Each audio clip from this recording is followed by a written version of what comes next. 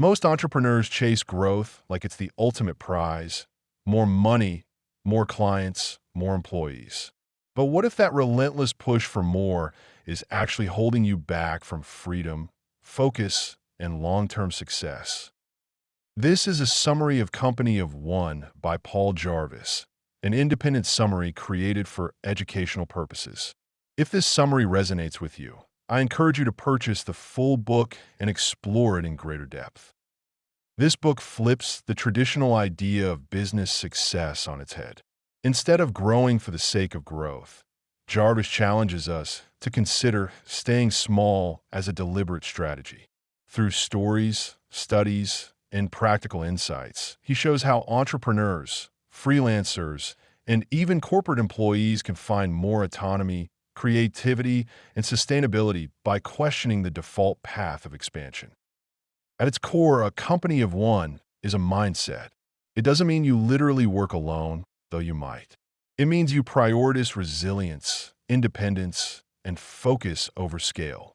You build something better, not necessarily bigger.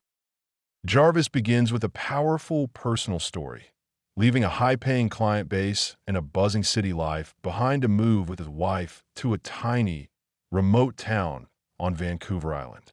There, he reevaluated everything.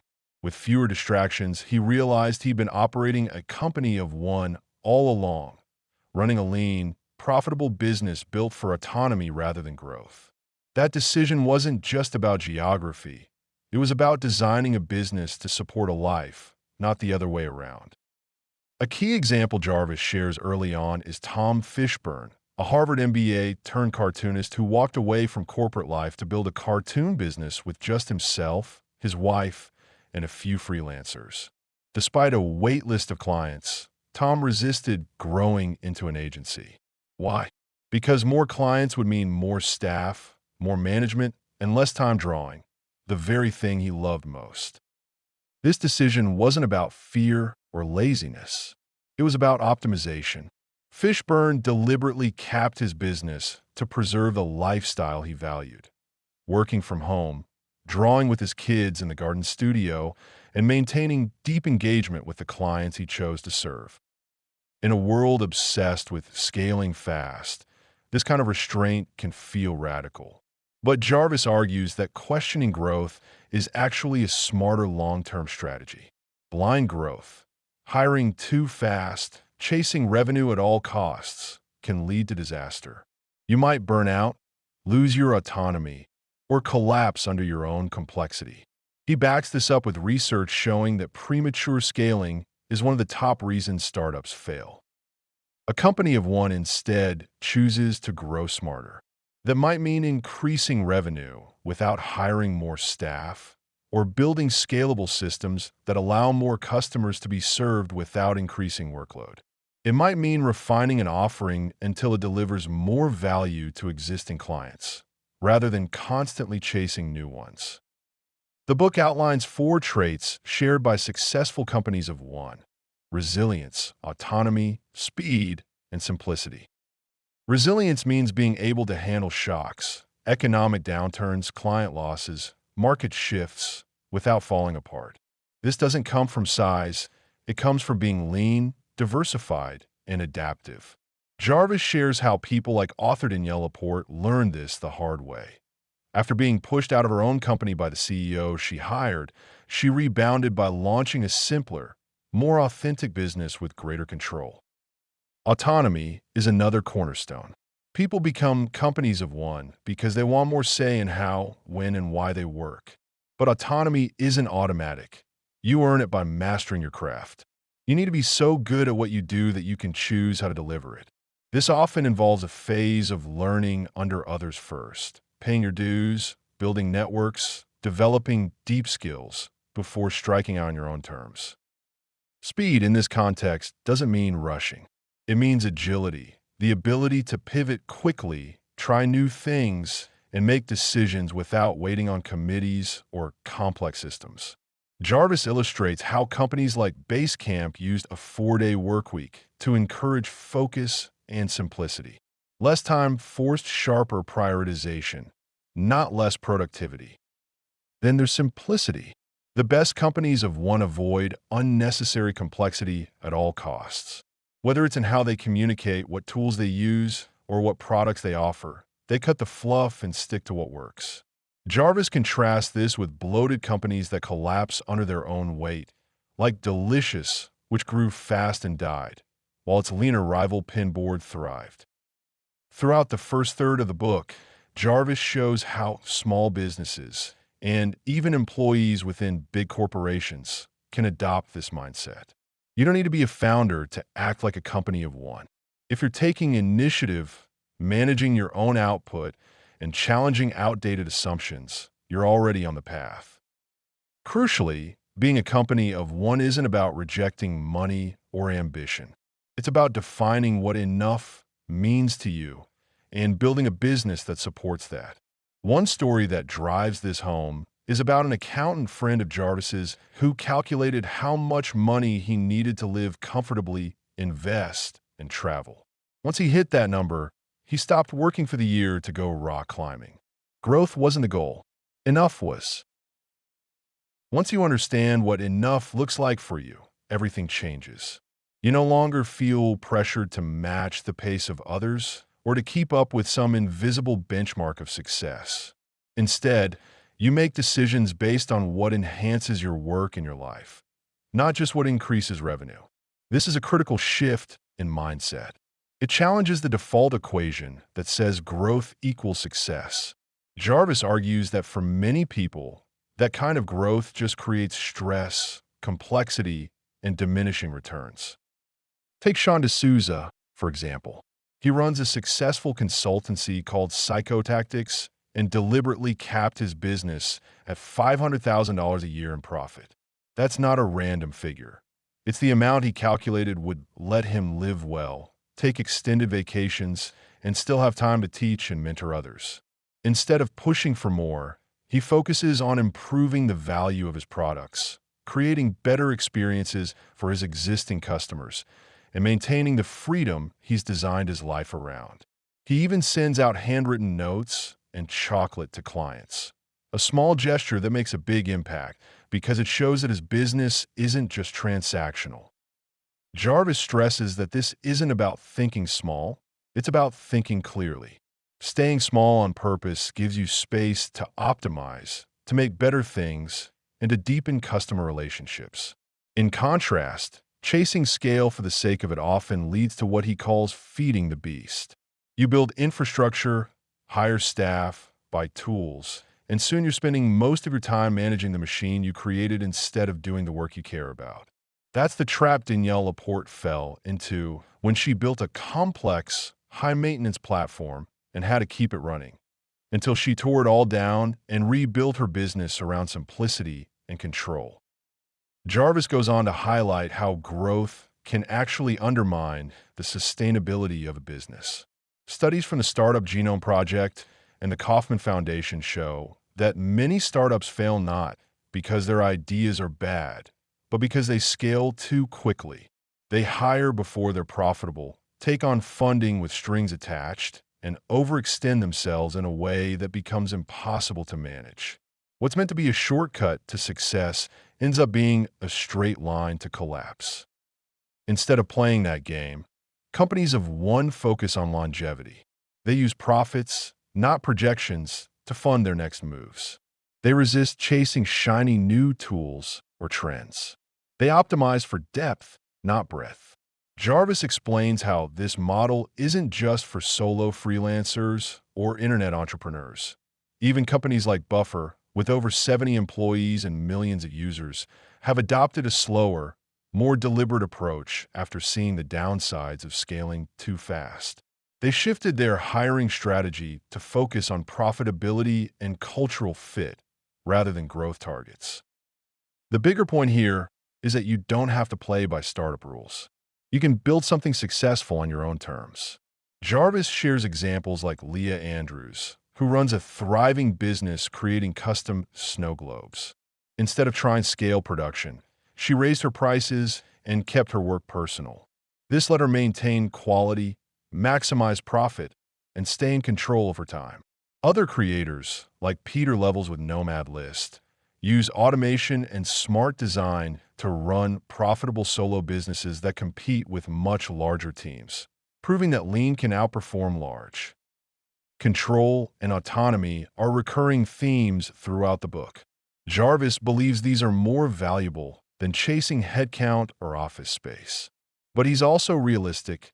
Autonomy doesn't come for free.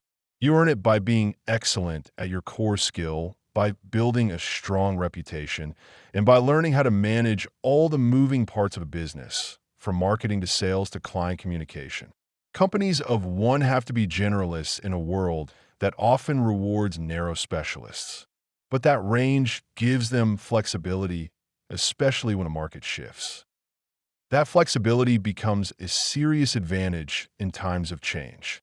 While large companies struggle to pivot or downsize, companies of one can move fast. They don't have layers of management or bloated systems to slow them down. When you don't need permission to act, you can experiment, iterate, and adapt, all essential traits for surviving economic downturns, technology disruptions, or changing customer behavior. It also helps that companies of one tend to prioritize direct, human relationships with their audience. They don't outsource connection. Instead, they build trust by showing up consistently, delivering quality, and being transparent. Sean D'Souza's customers come back year after year not because he spends a fortune on marketing, but because they feel heard, understood, and taken care of. Jarvis calls this a kind of Hotel California effect. Once people check in, they don't want to leave. By focusing on serving those who are already paying attention, you create a business that grows through loyalty and word of mouth. You avoid the churn and burn cycle that so many big companies fall into, always chasing new customers while neglecting the ones they already have. For Company of One, existing clients aren't a stepping stone to something bigger. They're the point. Jarvis wraps up this section by showing how the traditional rules of business, offices, teams, layers of management, are becoming outdated. Technology has leveled the playing field. Today, one person can build software, publish content, reach customers, and make sales with almost no overhead. You don't need permission, you don't need investors, and you don't need scale. You just need a clear purpose, a sharp skill set, and a willingness to think differently. When you strip away all the hype, the heart of business isn't about going big. It's about creating something meaningful, sustainable, and useful. That's the final message Paul Jarvis drives home in Company of One. The real win is building a business that gives you the life you want, not a business that takes your life over.